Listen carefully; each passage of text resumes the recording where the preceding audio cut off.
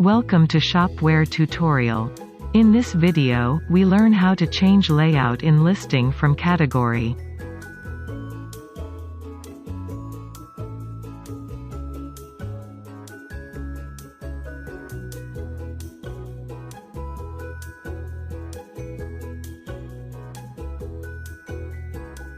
Log in to the backend. Go to Catalogs and Categories. Now go to Catalog. Click on Change Layout. Select any layout. Click Save.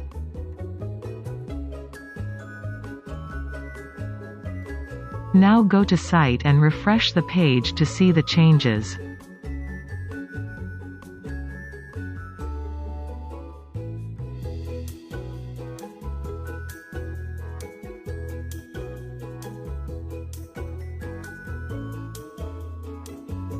Now select the another layout. Click Save. Now go to Site and refresh the page to see the changes.